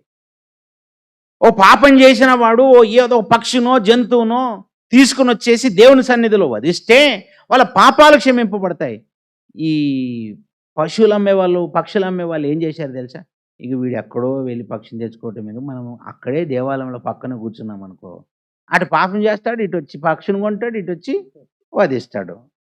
ఎంత భలే ప్లాన్ వేశారు చూసారా? అందుకే మీరు చూడండి, చర్చికి వెళ్ళగానే అలా చర్చికి వెళ్తుంటామో లేదు, ఈ పక్కనేమో పుస్తకాలు అమ్మేవాడు ఉంటాడు, ఆ పక్కనేమో చెకోడీలు అమ్ముతుంటాడు, ఆ పక్కనేమో ఇంకోటి అమ్ముతుంటాడు. ఇవన్నీ అంటే అలా చర్చికి వెళ్ళేటప్పుడు నోట్లో ఒక చెకోడి వేసుకొని వెళ్ళండి, అలా చర్చికి వెళ్తున్నప్పుడు నోట్లో ఒక చాక్లెట్ వేసుకొని వెళ్ళండి. ఎలా ఉంది చూసారు? అందుకే చర్చికి బఠానీలు తినుకుంటూ అలా కూర్చునే వాళ్ళు కూడా లేరా అనుకుంటున్నారు. వెనక బెంచ్లో కూర్చొని చాక్లెట్ తినేవాళ్ళు లేరా? వెనక బెంచ్లో కూర్చొని టిఫిన్లు చేసే వాళ్ళు కూడా ఉన్నారండి. దరిద్రమే బాబు. ఇప్పటికి ఇదే కల్చర్ చర్చిలోకి వచ్చేసింది అనమాట. ఈ కల్చర్ వ్యాపార పటిల్లు రూకలు మార్చుకునే వాళ్ళు. వేరే ప్రాంతాల నుంచి ఎవరైనా వస్తారా? రూకలు మార్చుకోవడానికి మీరు ఎక్కడికి వెళ్ళాల్సిన అవసరం లేదు. ఇక్కడే రూకలు మార్చుకోండి, ఇక్కడే ఖర్చు చేయండి, ఇక్కడే చేసుకో, అంత మొత్తం బిజినెస్ అక్కడే స్టార్ట్ అయిపోయింది అంత. ఇప్పుడేమో ఆన్లైన్ ట్రాన్సాక్షన్, ఆడ అకౌంట్ నెంబర్ వెళ్తూనే ఉంటుంది, ఇక కానుకలు అందులో వేసేయండి అంటుంటారండి. ఏమనుకున్నారు? ఆ రోజుది ఈ రోజు పెద్ద తేడా ఏం లేదు, అలాగే జరుగుతున్నాయి అన్నీ. అలా ప్రసంగం స్టార్ట్ అవుతుంది లేదు, స్క్రీన్ మీద వెళ్తుంటుంది, అకౌంట్ నెంబర్ వెళ్తుంటుందండి. ఆయన ప్రసంగం చెప్తున్నాం బాగుంది, కింద స్క్రీన్ మీద అకౌంట్ నెంబర్ ఎందుకు? అంటే నువ్వు వాక్యం విన్నా వినకపోయినా పర్లేదు, కానీ అకౌంట్లో మాత్రం ఏంటి మాపేయకు, ఈ అకౌంట్లో మాత్రం పడాలి. మోసాలండి. దేవాలయాలు మొత్తం ఎలా అయిపోయింది అంటే బిజినెస్ అంట, వ్యాపారపు టిల్లు, వ్యాపారాలుగా మార్చేశారు. ఇక్కడ వ్యాపారపు టిల్లుగా మారిన తర్వాత అది మహిమగలది ఎలా అవుతుంది ఇప్పుడు చెప్పండి? అందుకే ఇది కూడా కడవరి మందిరం కాదు, ఇది అధిక మహిమను పొందే అవకాశమే లేదు. మరి దేని గురించి చెప్పారనుకున్నాం? యేసుక్రీస్తు వారు చెప్పారు, ఇవేవి కాదు, నా శరీరమే దేవాలయం. నా శరీరం గురించి నేను చెప్తున్నాను. వాళ్ళేమనుకుంటున్నారంటే ఈ దేవాలయంను పడగొట్టండి, నేను దీన్ని 3 దినముల్లో లేపును అనగానే వాళ్ళు అనుకో 46 సంవత్సరాలు కట్టిన దేవాలయాన్ని అలా కూలుస్తామండి. కూల్చడానికి వారం 10 రోజులు అవుతుంది. కనీసం ప్రొక్లైన్లు ఉన్నాయా? బుల్డోజర్లు ఉన్నాయా? అలా రాయి మీద రాతి, రాతి మీద రాతి, రాతి మీద రాటి కట్టినటువంటి 46 సంవత్సరాలు కట్టిన దాన్ని కూల్చడానికి కనీసం సంవత్సరం అన్నా పడుతుంది కదా. మరి సంవత్సరం పట్టాలి కదా. మమ్మల్ని కూల్చమంటున్నాడు ఈయన, 3 రోజుల్లో కడతాడంట. 3 రోజుల్లో ఏం నేర్చుకుని వచ్చాడు ఈయన? ఇంజనీరింగ్ ఇంత మంచి టెక్నాలజీ ఎక్కడుంది ఈయన దగ్గర? 46 సంవత్సరాలు ఎక్కడ, 3 రోజులు ఎక్కడ? ఈయన వల్ల అయ్యే పనేనా అనుకుంటే, ఓరి పిచ్చోళ్ళారా, నేను చెప్పే కాన్సెప్ట్ మీకు అర్థం కావు. నేను చెబుతున్నది కడవరి మందిరము గురించి. ఆయన చెప్పింది దేని గురించి తెలుసా? 21వ వచనంలో, అయితే ఆయన తన శరీరమును దేవాలయమును గూర్చి ఈ మాట చెప్పాను. ఎప్పుడు తెలిసింది ఈ విషయము చెప్పానని? వెంటనే అర్థమైందా? ఇటు యేసుక్రీస్తు వారు చెప్తుంటే ఈ పక్కన శిష్యులు ఉన్నారు, ఆ పక్కన యూదులు ఉన్నారు, వీళ్ళందరిలో కన్ఫ్యూజన్. శిష్యులు అనుకుంటున్నారు అలా లేపుతాడు ఈయన, వీళ్ళు కూడా అలాగే అనుకున్నారు. శిష్యులకు కన్ఫ్యూజనే, అక్కడున్న యూదులకు కన్ఫ్యూజనే. ప్రభు కొంచెం ఆవేశపడేమైనా అంటున్నావా ఏంటి? ఒక కంగారు పడేమైనా గబుక్కున్న మాట అనేస్తున్నావు? అయ్యప్పనేనా అసలు? మమ్మల్ని ఏమైనా పట్టుకుంటారని వీళ్ళలో కంగారు. వీళ్ళకి తర్వాత అర్థమైందండి. ఎప్పుడు అర్థమైందో తెలుసా? ఓహో, యేసుక్రీస్తు వారు మృతులలో నుండి లేచిన తర్వాత ఈ మాట చెప్పానని వాళ్ళ శిష్యులకు అప్పుడు జ్ఞాపకం వచ్చింది. 3 రోజుల్లో దేవాలయాన్ని లేపుతానన్న విషయం శిష్యులకు యేసుక్రీస్తు వారు బ్రతికున్నప్పుడు అర్థం కాలేదు. కొన్ని విషయాలను అర్థం చేసుకోవాలంటే అది నెరవేరితే కానీ అర్థం కాదనమాట. అంటే అంత డెప్త్ ఉంటుంది అందులో. మరి అంత డెప్త్ ఉందనమాట. నా శరీరమే దేవాలయం అని ఫస్టే నేనే ప్రసంగం స్టార్ట్ చేశానంటూ మీరు కూడా అంటారు, భలే చెప్పొచ్చాడు ఈయన, శరీరం దేవాలయం అంట, ఈయన మొహం అనుకుంటారు మీరు కూడా. యేసుక్రీస్తు వారు కూడా డైరెక్టే నా శరీరమే దేవాలయం అన్నాడు అనుకో, భలే చెప్పేచ్చావులేవయ్యా. ఎవడినాడా ఎవైనాడా అసలు అర్థమే కాదు. యేసుక్రీస్తు వారు first time in the history చెప్తున్నాడంటే అది ఇంకెంత కష్టం. ఆయన చెప్పిన తర్వాత మనం చెప్తున్నాం కాపీ కొట్టుకొని. ఆయన చెప్పింది కాపీ కొట్టుకొని చెప్పడమే మనకు కష్టమైంది. ఇప్పుడు దేవాలయం అంటే మీకు ఏం గుర్తొచ్చిందండి? మన చర్చి గుర్తొచ్చింది, గంట గుర్తొచ్చింది, ఫ్యాన్ గుర్తొచ్చింది, గోడలు గుర్తొచ్చాయి, సిలువ గుర్తొచ్చింది. అవే కదా మనకు గుర్తొచ్చాయి. నిజంగా చెప్పండి, దేవాలయము లేదా మందిరం అంటే మీకెవ్వరికైనా కదిలే మందిరం అంటే దేవాలయం శరీరం గురించి చెప్తాడని ఎవరైనా అనుకుంటారు? ఎవ్వరు అనుకోరు అసలు. దీన్ని అంటున్నాడండి, నా శరీరమేనయ్యా కదిలే మందిరం. ఇది కదిలింది, గోల్గోతా వైపు కదిలింది, బెత్తంలతో కొడుతున్నా కదిలింది, ముళ్ళ కిరీటం పెట్టినా కదిలింది, బల్లె పోటు పొడిచినా కదిలింది, పిడిగుద్దులు గుద్దినా కదిలింది ఆ మందిరం. ఆ మందిరానికి తెలుసు కదిలే మందిరం ఇది. అంతకు ముందు నిర్మించబడిన అన్ని మందిరాల కంటే మహిమ గలదది. ఎంత మహిమ ఉందనుకున్నావో మందిరానికి. వెళుతుంది, శాస్త్రుల ముందు మాట్లాడుతుంది, పరిచయాల ముందు మాట్లాడుతుంది. ఆ మందిరము మాట్లాడగలదు, మాట్లాడే మందిరం, అది చూసే మందిరం, అది వినే మందిరం, అది చేసే మందిరం. ఆ మందిరం మామూలుగా రాలేదు. ఎక్కడి నుంచి వచ్చింది అనుకున్నావు? పరలోకం నుంచి భూలోకానికి వచ్చింది ఆ మందిరము. ఈ శరీరం అనే మందిరం గురించి చెప్పాడండి ఆయన. ఇది కడవరి మందిరం. దీని తర్వాత ఇంక మందిరాలు ఏముండవు.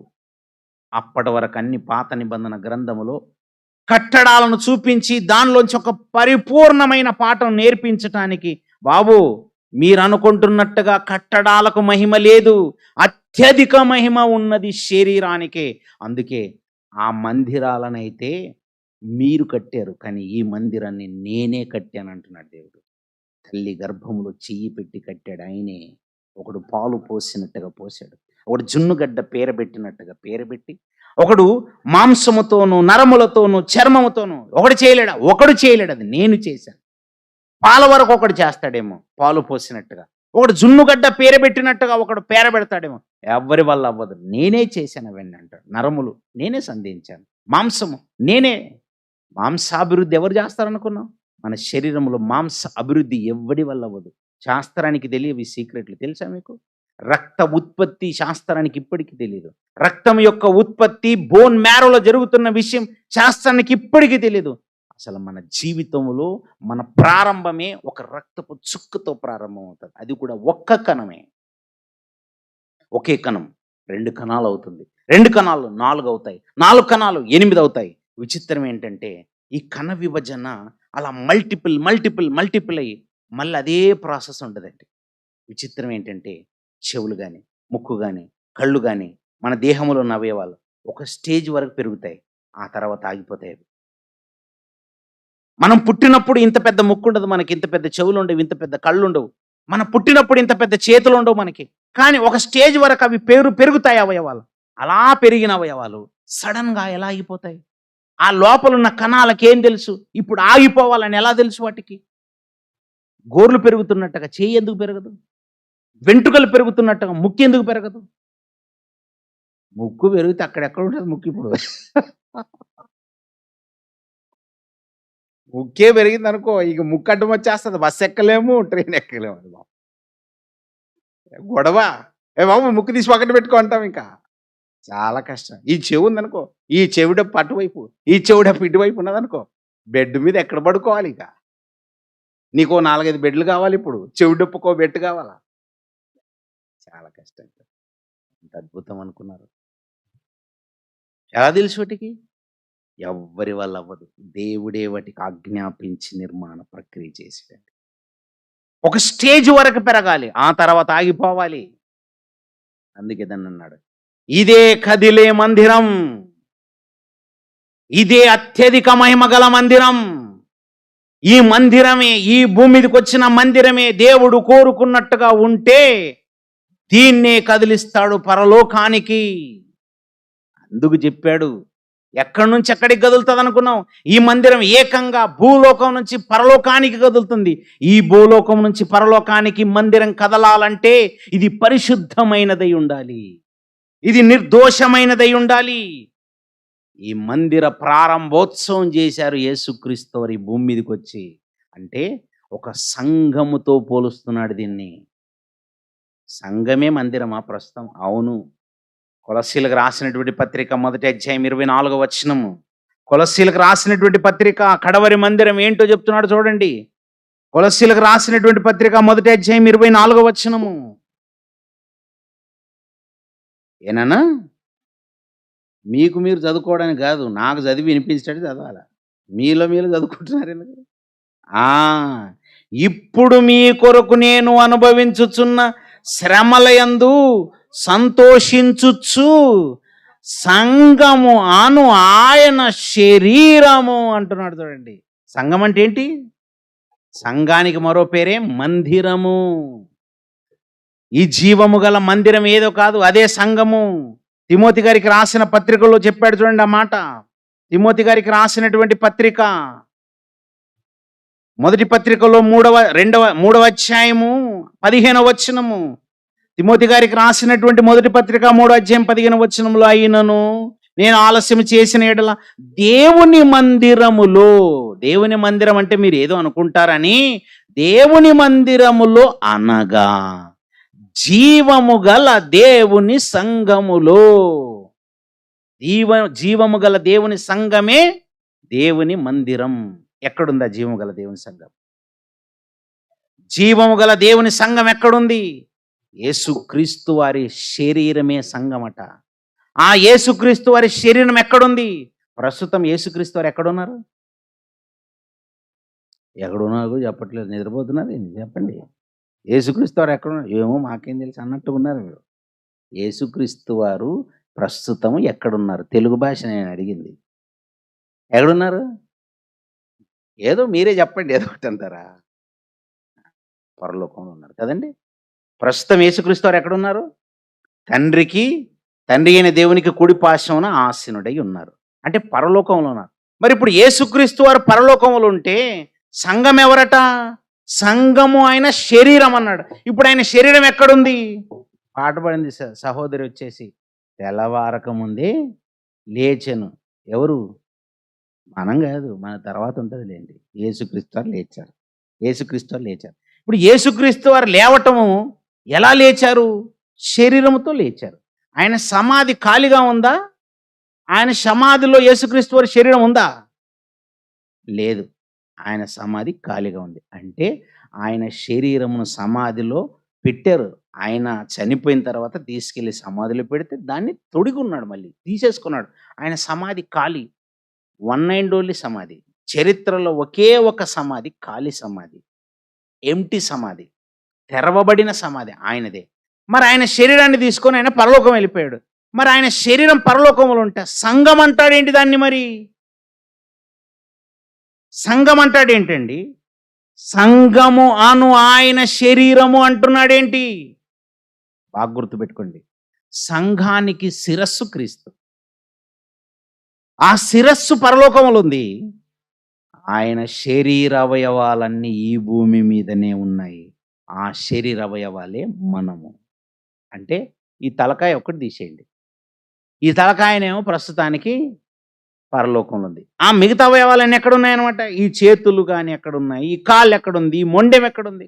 ఆ మొండెము, చేతులు ఇవన్నీ ఎక్కడున్నాయంటే ఇప్పుడు మీ ముందు ప్రసంగం చేస్తుంది చూడండి, ఇది కూడా ఒక భాగమే. కొన్ని భాగాలు వింటున్నాయి. అంటే ఎవరెవరైతే ఈ భూమి మీద యేసుక్రీస్తు వారిని నమ్మి తండ్రి అయిన దేవుడే ఆయనను భూమి మీదకి పంపాడు, ఆయన కార్చిన రక్తం చేతనే నా పాపాలకు పాప క్షమాపణ ఉంది, పాపాలను ప్రోక్షిస్తాడని నమ్మి విశ్వసించి ఆయనను ప్రభువు అని ఒప్పుకొని బాప్తిస్మం పొందుతారో, అలా బాప్తిస్మం పొందిన వారందరినీ ప్రభువే సంఘములో చేరుస్తాడు. అంటే యేసుక్రీస్తు శరీరమునకు అతకబడతాం మనం. ఆ యేసుక్రీస్తు వారి శరీరమే ప్రస్తుతం భూమి మీద కదిలే మందిరం. అందుకే మనం కదులుతున్నాం. రాత్రి ఏమో అక్కడ మీటింగ్, ఈ రోజేమో ఇక్కడ మీటింగ్, మళ్ళీ రేపు మీటింగ్, ఆ తర్వాత ఇంకో చోట మీటింగ్. ఈ సంఘానికి ఏం పని పాట లేదని చాలామంది అనుకుంటారు. అసలు వచ్చిందే దేనికి? నువ్వు కదిలే మందిరం. కదలనీకి వచ్చినటువంటి వీడు ఇంట్లో కూర్చొని అలా అయస్కాంతం కతకపోయినట్టు బిగుసుకుపోయి కూర్చుంటాడు ఇలా. బిగుసుకుపోయి కూర్చోడానికి గాదు నువ్వొచ్చింది. నువ్వు కదిలే మందిరం అని మర్చిపోయావేంది? చాలామంది మీటింగ్‌కి రండి అంటే, అబ్బా! చానా దూరం అంత దూరం రాలేనులెండి. దూరమా? ఎంత దూరం? పరలోకం మీ ఇంటి పక్కన ఏం లేదు మరి. పరలోకం ఇంకా దూరం ఉంది. అక్కడికి రావంటే, అది గూడా అంటాడేమో, అబ్బా! అది అంత చాలా దూరం. ఈ పాతాళం మీద ఒక క్షణంలో ఎళ్తారంట అక్కడికైతే పెట్టాడు. పాతాళం ఒక్క క్షణంలో ఎళ్తారట. పరలోకం అది చాలా దూరం అని నువ్వు పాతాళం ఎళ్తావేంది మరి? ఎంత కన్వీనియంట్‌గా చూసుకుంటారో తెలుసా? సేఫ్టీగా ఉండాలనుకుంటారు. ఈ కాళ్ళు ఇవి నడిచేవి బాబు. ఇది కదిలే మందిరం. అబ్బబ్బా! అది కదిలే మందిరం. ఇది ఏమన్నా ఉండొచ్చండి మాకు తెలీదులెండి. మేము ఇంట్లోనే ఉంటామండి. నీది మహిమగల శరీరమయ్యా! ఇది మహిమగల మందిరము. మునుపటి మందిరము కంటే ఇది గొప్పదేనంటే, గొప్పదనుండొచ్చు, పాడుండొచ్చు. పక్కన బిర్యానీ ఎవరు తింటారండి దీన్ని పెడతాను నేను. బిర్యానీ తిని పెడతానని ఇంట్లో కూర్చోవటము. బజ్జీలు తిని పెడతానని ఇంట్లో కూర్చోటము. సీరియల్ చూసి పెడతానని. ఈ సీరియల్ చూడడానికా ఈ మందిరాన్ని ఇచ్చింది. ఈ దేహాన్ని దేవుడు తయారు చేసి, నాయన భవిష్యత్తులో ఏ సీరియల్ వదలొద్దు నాయన. అన్ని సీరియల్‌లు కవర్ చేయాలన్నాడా? దానికా? ఇంకొందరికి మందు బాటిళ్ళన్నీ జూసి, "ప్రవ్వా! మందు బాటిల్లు మీరే గదా ప్రవ్వా తయారు జేసి" ఒకడు అంటున్నాడండి నా దగ్గరకొచ్చి. "అదేంటన్నా? మందు దేవుడే తయారు జేశాడు. సిగరెట్లు ఆయనే తయారు జేశాడు." ఆయన తయారు జేశాడా? ఎక్కడుంది బైబిల్‌లో? పెట్టాడు ఆయనే కదా అంటున్నాడు. అంటే పెడితే తాగుతావా? విషం గూడా పెట్టాడు మరి తాగు. విషం గూడా ఇంత బాటిల్ తెచ్చుకొని తాగు. ఓ పనైపోతది మరి. అది మాత్రం తాగడట. ఏం తాగుతాడట? మందు బాటిల్. తప్పయ్యా! నీ శరీరమును చెడిపే దేనిని నువ్వు తీసుకోరాదు. నా మాట విని మంచి పదార్థములను భుజించండి. మంచిది తినండి. మంచిది తిని మహిమను, మహిమను పొందేవాడివిగా, మహిమ పరిచేవాడివిగా అసలు చెప్పాలంటే నిన్ను చేసిందే అత్యధిక మహిమనుండడానికి. ఇది కదిలే మందిరం. ఇది మామూలుగా కూర్చునే మందిరం కాదు. అందుకే ఈ మందిరాలు అనారోగ్యంతో ఉన్న కదిలించి, కదిలించి, కదిలించి, కదిలించి తీసుకెళ్ళాలి. మందిరం గురించి గుర్తు చేస్తానండి. ఆ మందిరాన్ని గుర్తు తెచ్చుకున్నప్పుడల్లా జీవితంలో ఎప్పుడు సాకులు చెప్పకూడదు. ధనవంతుని ఇంటి వాకిట లాజరు గారు పడి ఉండేవారట. పడున్న లాజరు గారిని నిజంగా అర్థం చేసుకుంటే ఎంత హృదయ విదారకంగా ఉంటది. నా అనేవాళ్ళు లేరండి ఆయన. నిజంగా సొంత వాళ్ళుంటే వాళ్ళ ఇంట్లో ఉండేవాడు. నా అనేవాళ్ళు ఎవ్వరు లేరు. ఆయన్ని చేరదీసేవాళ్ళు లేరు. ఆకలేసిందనుకోండి, నాకు ఆకలేస్తుందనుకుంటే ఎవ్వరికీ చెప్పుకోలేని స్థితి. ఎవరిది? లాజరు గారిది. ఆయనను పరిచయం చేస్తూనే దరిద్రుడైన లాజరు అని రాశారండి. దారిద్ర్యం. ఆయన అనుభవించిన దారిద్ర్యం. దారిద్ర్యం అంటే అంతా ఇంత దారిద్ర్యం కాదండి. నడినెత్తి నుండి అరికాలు వరకు భయంకరమైన కురుపులండి. అది కూడా ఎలాంటి స్థితిలో పడున్నాడంటే ధనవంతుని ఇంటి వాకిట పడున్నాడు. వాకిలి అంటే ఇంటి బయటెక్కడో స్థలం. ఇంటి బయట స్థలంలో పడున్నాడు. కుక్కలొచ్చి కురుపులు నాకేయట. వాకిట్లో ఎందుకు పడున్నాడు? కుక్కలెందుకు అక్కడొచ్చాయని ఆలోచించండి. ఆలోచిస్తే నాకు తట్టిందేంటో తెలుసా? ఆయన ఆహారం కొరకు ధనవంతుని ఇంటి వాకిట పడున్నాడట. అంటే ఫస్ట్ ధనవంతుడు భోజనం చేయాలి. ధనవంతుడు భోజనం చేస్తే, ఆ భోజనం చేసిన ఆహార పదార్థాలలో నుంచి కొంత తీసి లాజరుకి ఇచ్చేవారు కాదు. ధనవంతుడు భోజనం చేయగా ఆయన బల్ల మీద నుండి పడే రొట్టె ముక్కల కొరకు ఎదురు చూసేవాడట. అంటే సాధారణంగా భోజనం చేసేటప్పుడు అందులో రొట్టె ముక్కలు ఏవైనా పాడైపోయినవి ఉంటే ఏం చేస్తారంటే వాళ్ళు తీసి పక్కన పెడతారు. కింద పడేయరు ఎవరు. ధనవంతులంటే తీసి పక్కన పెడతారు. ఆ పక్కన పెట్టిన వాటిలో ఏదైనా జారి పడిపోతే ఎప్పుడు జారి పడిపోతాయి? ఇంట్లో పని చేసేవాళ్ళుంటారు. వాళ్ళొచ్చేసి ఇల్లును చక్కగా శుభ్రం చేస్తున్నప్పుడు కింద జారి పడిపోతుంటాయి కొన్ని. అలా పడిపోయిన రొట్టె ముక్కల్ని చెత్త కుప్పలో తీసి బయట ఇసిరి పారేస్తారు. మంచి వాళ్ళే తింటారు. మంచివి పని వాళ్ళు తింటారు. మిగిలినవన్నీ పని వాళ్ళే తింటారు. ఇంకా పని వాళ్ళు కూడా తినలేనివి పాడైపోయినవి ఏమన్నా ఉంటే తీసి బయట పారేస్తారు. ఆ బయట చెత్త కుప్పలో పాడేస్తారు. ఆ చెత్త కుప్ప దగ్గరికే కుక్కలొచ్చాయి. చెత్త కుప్పలో కరెక్ట్‌గా కుక్కలుంటాయి. ఆ కుక్కలున్న చోట ఈయనున్నాడు. అంటే ఆ రొట్టె ముక్కల గురించి కుక్కలు ఎదురు చూసినట్టుగా ఆయన ఎదురు చూసాడు. అంటే ఓ మాటలో చెప్పాలంటే కుక్క బ్రతుకు ఎంత దయనీయమైన స్థితండి. ఆహారం కొరకు ఎదురు చూసాడు. ఏ సమయంలో ధనవంతుడు భోజనం చేస్తాడో తెలియదు. ఏ పూట ఆయన గతి ఎలా ఉంటుందో తెలియదు. శరీరము సహకరించక, కుటుంబం వారు లేక, నా అనేవాళ్ళు లేక, ఆరోగ్యం చెడిపోయి ఉంటే, ఇలాంటి హీన స్థితిలో ఆయన ఉన్నప్పుడు కుక్కలొచ్చేసి కురుపులు నాకేమట అంటే, ఆ కుక్కలు ఇది కూడా ఆహారమే అనుకునేవనమాట ఈయన దేహాన్ని. అట్లా పెంట కుప్పలో పడిపోయేవాడు. ఏదో మాంసపు ముద్దేదో పడిపోయి ఉన్నట్టుంది అనుకున్నాయనమాట కుక్కలు కూడా. అలాంటి హీన స్థితి అండి. పైనుంచి భయంకరంగా ఎండ కాసిందనుకోండి, పుండ్లన్నీ ఎలా ఉంటాయి చెప్పండి? పుండ్లన్నీ మండిపోతుంటాయండి. ఎండ కాసినప్పుడు పుండయిందనుకో, ఆ పుండు మండిపోతుంటదండి. ఆ బాధను అలాగే అనుభవించాడండి. అలా ఒకవేళ చలికాలంలో చలి కాసిందనుకోండి, చలి వేసిందనుకోండి, పుండ్లున్నాయనుకో చాలా నొప్పులు పుడతాయండి. అందుకే శీతాకాలంలో పుండవ్వకూడదు అంటారు. శీతాకాలంలో పుండయిందనుకో పుండు నయమవ్వదు అంటారు. ఎండాకాలము భరించట్లేదు. శీతాకాలం పరిస్థితి అదే. ఈ రెండిటికంటే తీవ్రంగా ఉండేది వర్షాకాలం. వర్షం కురిసిందనుకోండి, ఆ వర్షానికి పుండ్లన్నీ తడిసిపోయాయనుకో, ఆ తడిసిపోయిన పుండ్లలోంచి చీము, నెత్తురంతా కారుతుంటే ఎంత హీన స్థితి ఉంటదండి. ఎంత దీన స్థితి అండి. కానీ ఆయన అనుకున్నాడు, దేవుని కొరకు నీతిని మాత్రం వదలకూడదు. పరిశుద్ధతను మాత్రం అస్సలు వదలకూడదనుకున్నాడు. ఇది కదిలే మందిరం. ఇది కదలాలి దేవుని కొరకు అనుకున్నాడండి. చచ్చిపోయే స్థితిలో కూడా దేవుని గురించి ఆలోచించాడు. ఆలోచించాడు గనకనే చనిపోయిన వెంటనే దేవదూతల చేత కొనిపోబడ్డాడు. దేవదూతల చేత. అందుకే సాకులు చెప్పకూడదు. అనారోగ్యం అని చెప్పకూడదు. ఇది కదిలే మందిరం. కదలాల్సిన మందిరం. సర్వలోకమునకు వెళ్ళి సర్వ సృష్టికి సువార్త చెప్పవలసిన మందిరం. యేసుక్రీస్తు వారు పెందలక్కడనే చెప్తున్నాడట, ఇతర సమీప గ్రామములోనికి వెళదాము రండి, ప్రకటించడానికే కదా వచ్చాము. సువార్త ప్రకటింపవలసిన భారము మన మీద మోపబడి ఉన్నది.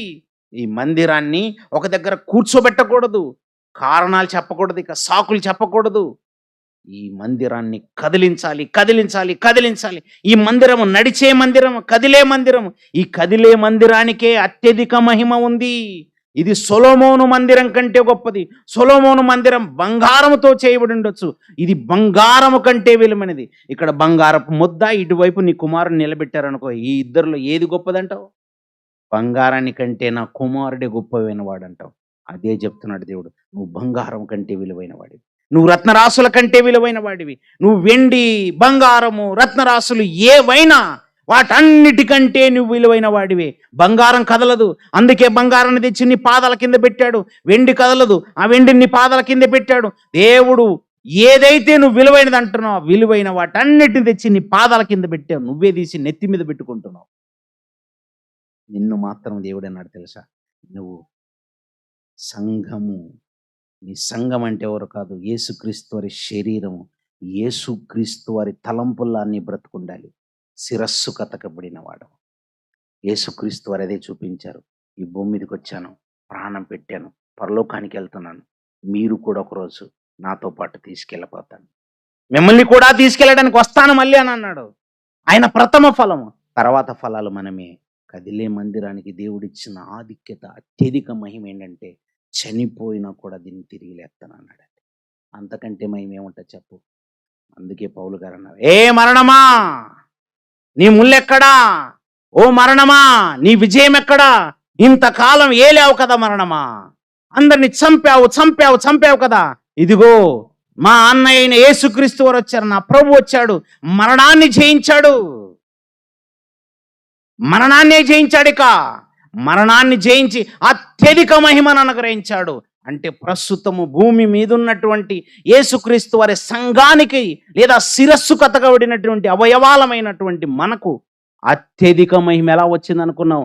యేసుక్రీస్తు వారు తిరిగి లేవటం వలన, ఆయన ప్రథమ ఫలంగా లేవటం వలన, ఆయన పరలోకానికి చేరటం వల్ల మనకు మాదిరి చూపించాడు. మీరు కూడా కదిలే మందిరాలే. పరలోకం వరకు వస్తారు మీరు, ఇక్కడి నుంచి కదులుతారు. భూలోకం నుంచి పరలోకం వరకు కదులుతుంది ఈ మందిరం. కదిలే మందిరం, కడవరి మందిరం మనమే. అత్యధిక మహిమ గల మందిరం మనమే. అందుకే మరణముతోనే ప్రశ్నిస్తున్నాడండి పౌలు గారు, ఏ మరణమా ఓ మరణమా, నీ విజయం ఎక్కడ? ఇంతకాలం అందరిని జయిస్తూ వెళ్ళావు కదా, ఇప్పుడు ఎలా జయిస్తావో జయించి చూద్దాం. యేసుక్రీస్తు వారు జయించి చూపించారు కదా నిన్ను. మరణాన్ని తొక్కి పడేసాడండి. పాపాన్ని తొక్కి పడేసాడండి. ఇంకా మరణము ఆయన మీద ఏలదు. అదే మనకిచ్చిన అత్యధిక మహిమ. అలాంటి మహిమ గల ఈ శరీరాలని పరలోకానికి నడిపించేంత వరకు నిద్రపోకూడదు. ఈ మహిమను కాపాడుకోండి. దేవుడిచ్చిన భాగ్యాన్ని కాపాడుకోండి. దేవుడిచ్చినటువంటి చూపు ఉన్నప్పుడే పని చేయండి. దేవుడిచ్చిన వినికిడి ఉన్నప్పుడే చక్కగా వినండి. దేవుడిచ్చిన ఇదిగో అన్ని అవయవాలు చక్కగా పనిచేస్తున్నప్పుడే పని చేయండి. ఇంకా నోరు మాట్లాడుతుందా? మాట్లాడండి. చేయగలిగే అవకాశం ఉందా ఈ చేతులకు? చెయ్యండి. కాలు నడవగలిగే స్థితిలోనే నడవండి. అది దేవుని కొరకు చెయ్యండి. అప్పుడే ఇది అత్యధిక మహిమను సంతరించుకుంటుంది. లేదంటే ఇది ఎక్కడికి వెళ్తుంది అనుకున్నావు? దేనికి పనికిరాని భయంకరమైన ఏడుపు పనులు కొరుకుట ఉండే స్థలానికి వెళ్ళిపోతుంది. కడవరి మందిరం మన దేహమే. ఇదే కదిలే మందిరం. పరలోకానికి కదలాలి. ఎక్కడికి కదిలిస్తారో మీరే మంచి నిర్ణయం తీసుకోండి. కళ్ళు మూసుకోండి, ప్రార్థన చేస్తాం. పరిశుద్ధుడైన మమ్మల్ని కన్న మా తండ్రి దేవా, మీరిచ్చిన భాగ్యం ఎంతో గొప్పది ప్రభువా. ఈ భూమి మీద మీరు కోరుకున్నట్టుగా మేము ఈ శరీరంలో బ్రతికితేనే, ఈ శరీరాన్ని మేము మీ కొరకు నలగొట్టుకుని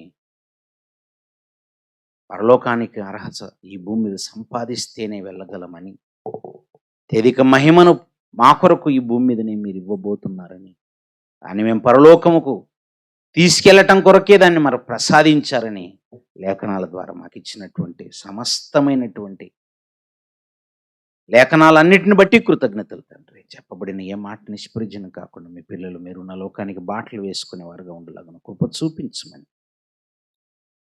రేపటి దినం జరగబోయేటువంటి సభలో మీ తోడు మీ కాపుదలనిచ్చి మీకు మహిమకరంగా మా అందరికీ ఆశీర్వాదకరంగా జరుగులాగిన కృప చూపించమని యేసుక్రీస్తు వారి పరిశుద్ధమైన నామంలో ఈ ప్రార్థన అడిగి వేడుకొంచున్నాం పరమ తండ్రి. ఆమేన్. మీ అందరికీ వందనాలు.